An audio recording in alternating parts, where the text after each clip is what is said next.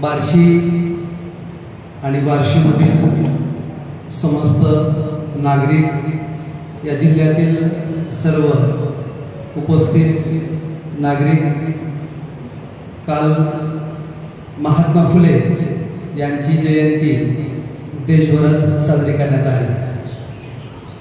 14 April या दिवशी doctor Babasaheb Ambedkar यांची जयंती देशभरात साजरी करण्यात येते।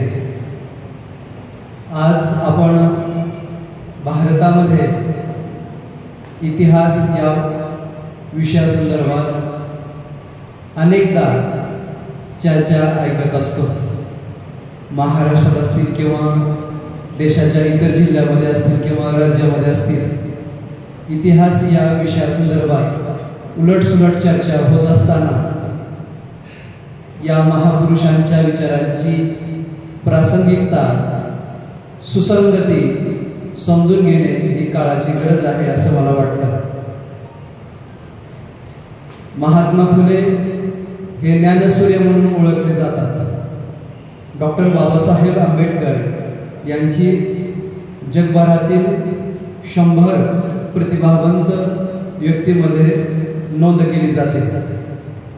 या दोन महापुरुषांना अभिवादन करून मी डॉक्टर राहुल पालके, महात्मा फुले व डॉक्टर बाबासाहेब आंबेडकर यांच्या विचारांची प्रासंगिकता या विषयासंदर्भात आपलं मत व्यक्त करणार आहे।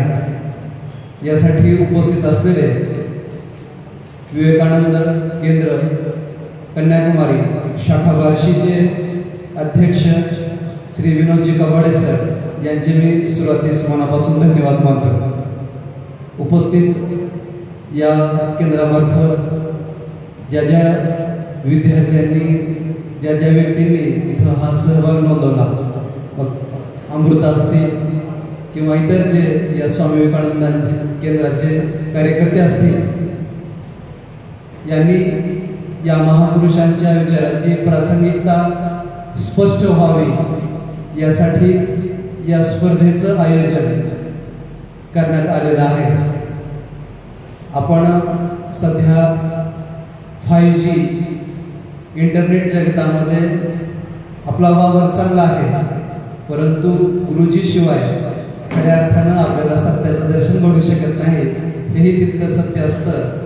आणि हे महापुरुष आपल्याला गुरुसारखी प्रेरणा देतात। आपल्या विचारांना धार यांच्याच विचारातून भेटते आणि म्हणूनच 11 एप्रिल आणि 14 एप्रिल हे 2 दिवस संपूर्ण भारतामध्ये, भारताबाहेर सुद्धा एका वेगळ्या भूमिकेतून या महापुरुषांचं आपण स्मरण करत असतो।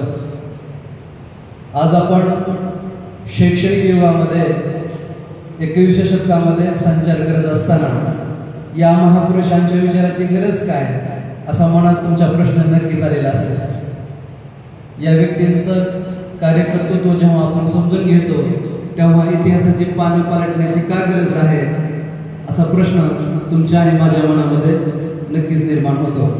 परंतु असं म्हटलं जातं की history is the master of society. इतिहास हा समाजाचा शिक्षक असतो। इतिहासातील ज्या घटना असतात त्या घटना आपल्याला शिक्षकासारखं मार्गदर्शन करतात आणि म्हणूनच या दोन व्यक्तींच्या कार्याची दखल घेणे, या दोन व्यक्तींच्या कार्याचं स्मरण करणे हे मला अत्यंत महत्त्वाचं वाटतं। समाजामध्ये वावरत असताना आपण काही चांगल्या व्यक्तींचा आदर्श डोळ्यासमोर घेऊन जगत असतो। हे आयडॉल्स